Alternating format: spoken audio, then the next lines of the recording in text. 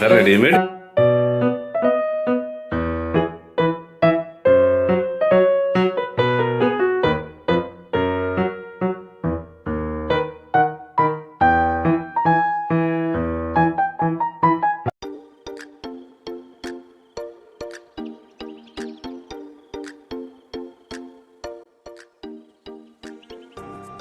Hi friends, welcome to smart అన్న vlogs. ఈరోజు మా మరిది తోటకోళ్ళ వాళ్ళ హోమ్ టూర్తో మీ ముందుకైతే వచ్చేసానండి.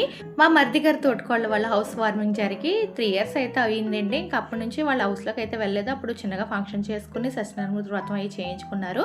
మళ్ళీ రెన్యువల్ చేయించుకుని ఇప్పుడైతే మళ్ళీ సత్యనారాయణమూర్తి వ్రతం, వాస్తు పూజ, హోమం ఇవన్నీ చేయించుకుంటున్నారు. ఇంకా ఫ్యామిలీ మెంబర్స్ని మాత్రం పిలిచారండి. ఇంకా పెద్దగా ఫంక్షన్ అయితే ఏం చేసుకోవట్లేదు.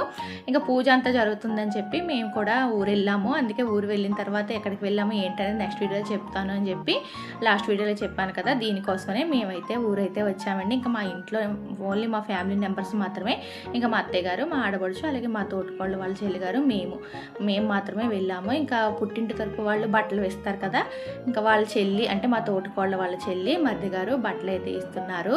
వాళ్ళ పుట్టింటి తరపున బట్టలు, అలాగే వాళ్ళు కూడా బట్టలు అయితే ఇచ్చారండి. ఇంకా వ్రతం చేయించుకుంటున్నారు కాబట్టి ఇంకా మేము కూడా మా తోటకోళ్ళు మరిది గారు వ్రతం చేయించుకుంటున్నారని బట్టలు అయితే తీసుకున్నాము. ముందుగా నేనైతే బొట్టు పెట్టుకొని తర్వాత మా తోటకోడలికి కూడా బొట్టు అయితే పెడుతున్నాను. ఇంకా మేము కూడా బట్టలు అయితే ఇచ్చామండి. ఇంకా మీకు ఎప్పుడు కూడా మా తోటకోళ్ళని మధ్యగానే పరిచయం చేయలేదు కదా, వీళ్ళే అనమాట. మా ఆయన వాళ్ళ తమ్ముడు, అలాగే మా తోటకోడలు.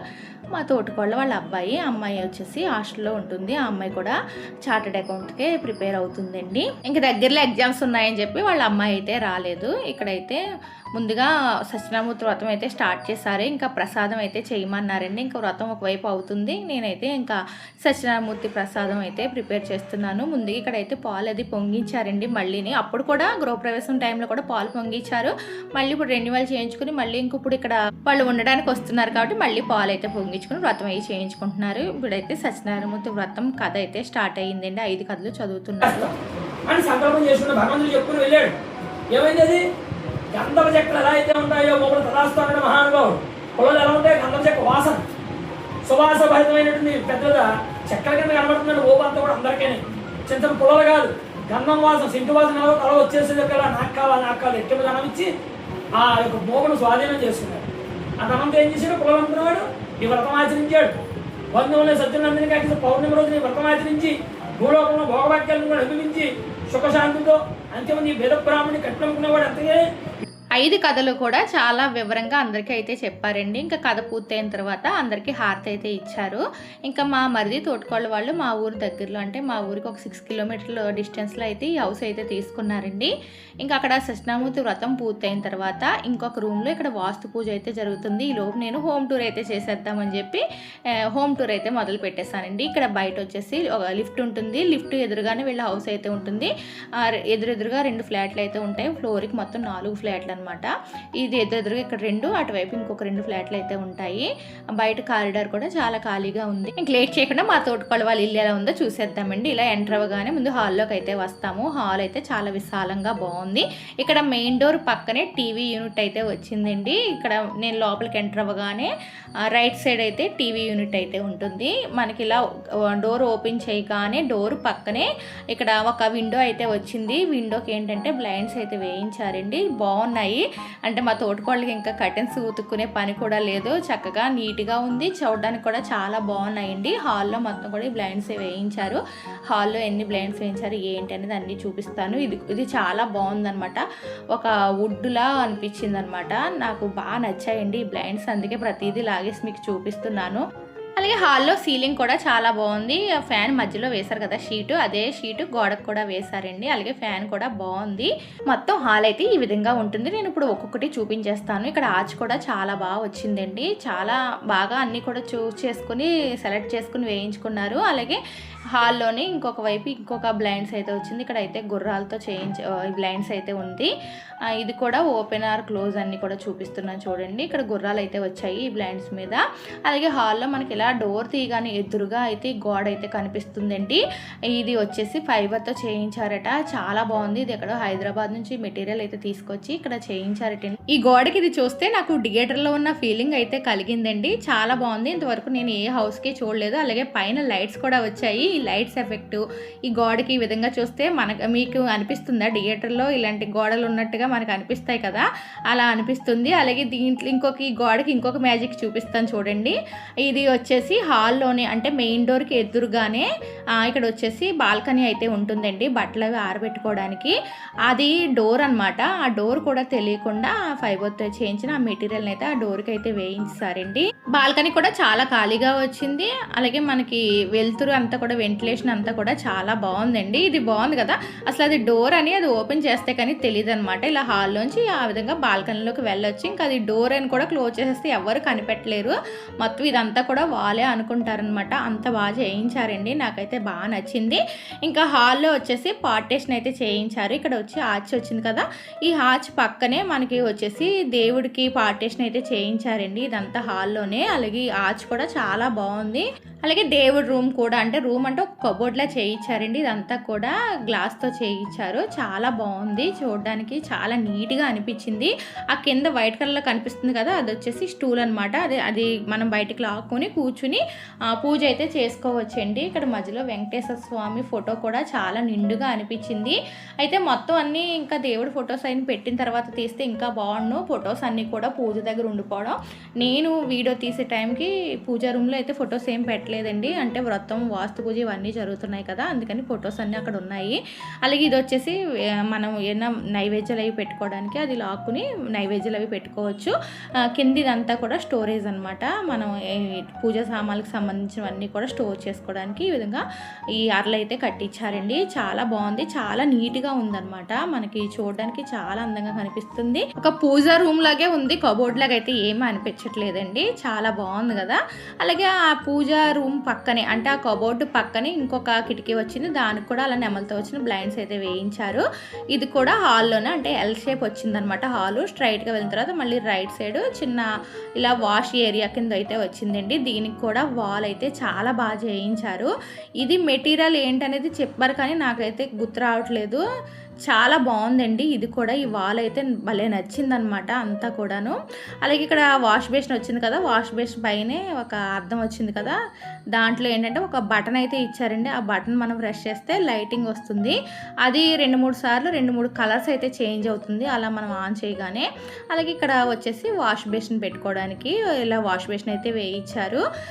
ఎదురెదురుగా బెడ్రూమ్స్ వచ్చాయండి. అలాగే ఎల్ షేప్ వచ్చింది అన్నాను కదా హాలు, దీన్ని కూడా విడదీసి ఇక్కడ కూడా ఇంకొక ఆర్చ్ అయితే వచ్చింది.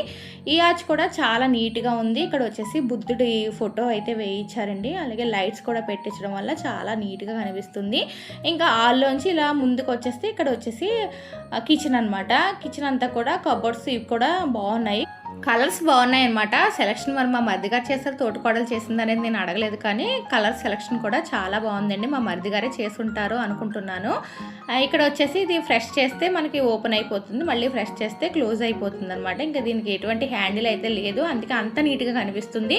మనకి వీటి పైన హ్యాండిల్స్ వచ్చాయనుకోండి తీసుకోవడానికి వేసుకోవడానికి అంత నీట్గా కనిపించదు. ఇంక ఇలా ఫ్రెష్ చేస్తే లోపలికి వెళ్ళిపోతున్నాయి, అలాగే ఫ్రెష్ చేస్తే ఓపెన్ అవుతున్నాయి కాబట్టి ఇంకా ఎటువంటి హ్యాండిల్స్ అయితే లేవు. ఇక్కడ కిచెన్లోనే యూటిలిటీ అయితే వచ్చిందండి. ఇది కూడా ఇక్కడ స్లైడ్స్ అయితే వేయించారు.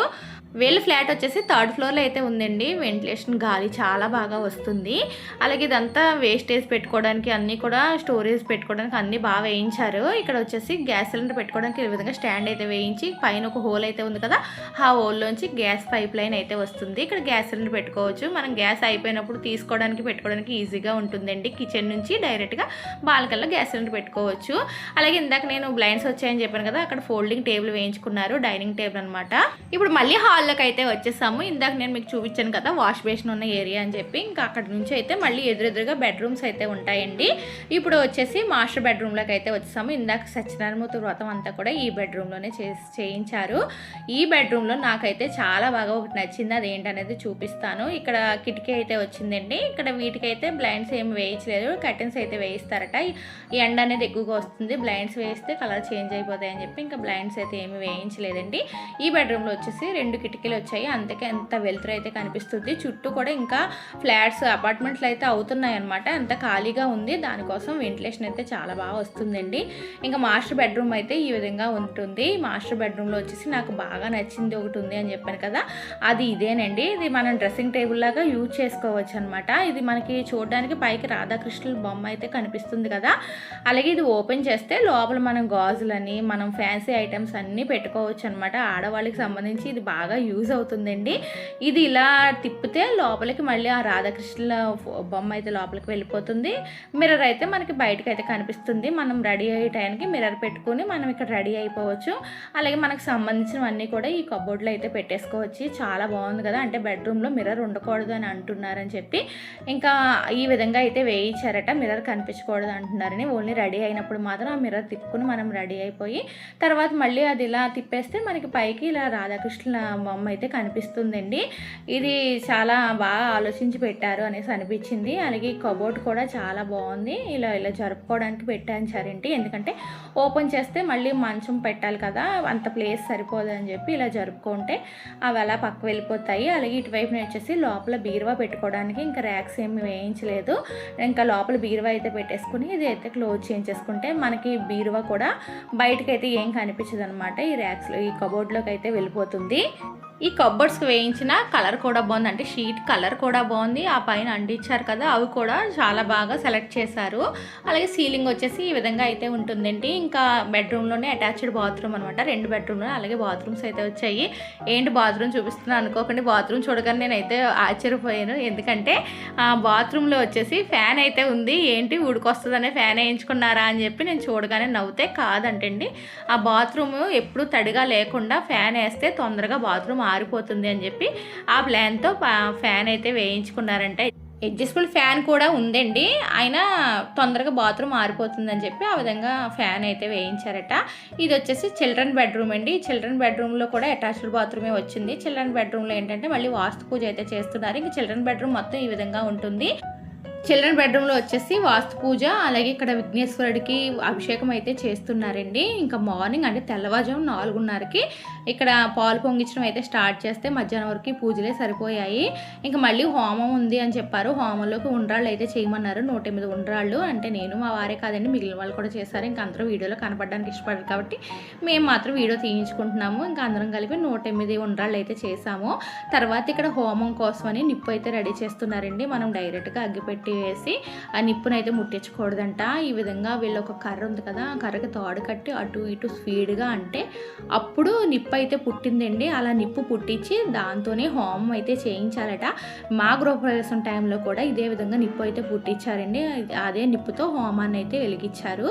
ఆ నిప్పుని తీసుకొచ్చి ఒక కొబ్బరి డొక్కలు అయితే వేయిస్తారండి. అలా నిప్పు ఎన్ని దగ్గరలు పడిందా అనేసి వాళ్ళకి చూపించి దండం పెట్టుకోమని చెప్పి ఆ నిప్పుని అప్పుడు కొబ్బరి డొక్కలో వేస్తే అది రాజుకుంటుందనమాట. అప్పుడు దాన్ని తీసుకెళ్ళి హోమంలో అయితే వేస్తారండి. ఇక్కడ హోమం వచ్చేసి వీళ్ళు ఇంట్లో ఇన్ని కబోర్డ్స్ అని చేయించుకున్నారు కాబట్టి మళ్ళీ పొగ పట్టేస్తుందని చెప్పి కిచెన్ ఏరియా నుంచి బయటకు యూటిలిటీ వచ్చింది కదా, అక్కడైతే హోమం అయితే చేయించుకున్నారు. ఇంట్లో ఎక్కడైనా పర్వాలేదు అనేసి పంతులుగా చెప్తే ఇంకా అక్కడ హోమం అయితే చేయిస్తారండి.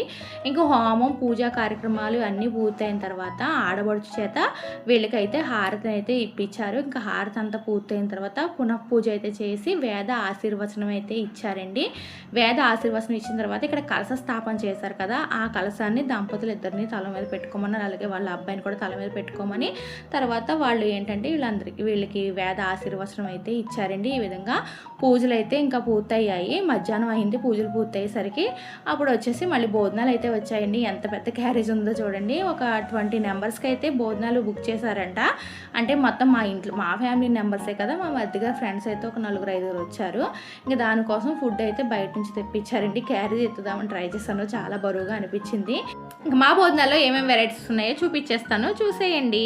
ఇక్కడ వచ్చేసి అప్పడాలు, తర్వాత పెసర పనుకులు, ములక్కాడ కర్రీ, మష్రూమ్ కర్రీ, పప్పు మామిడికాయ, అలాగే అన్నవరం ప్రసాదం, అప్పడాలు, బిర్యానీ, రైస్, పులిహార, రైతా అనమాట.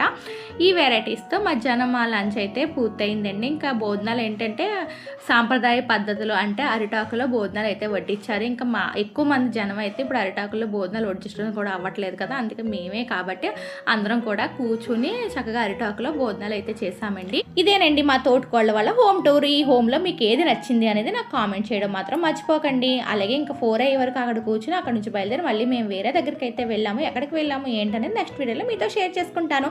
అంతవరకు కనుక ఈ వీడియో నచ్చినట్లయితే లైక్, షేర్, సబ్స్క్రైబ్ చేయడం మర్చిపోకండి. మీరు ఇచ్చే లైక్ వల్ల వీడియో ఎక్కువ మందికి రీచ్ అవుతుంది. అలాగే నేను చేసిన ఫస్ట్ హోమ్ టూర్ అనమాట. మీకు ఎలా అనిపించింది అనేది కామెంట్ చేయడం మర్చిపోకండి.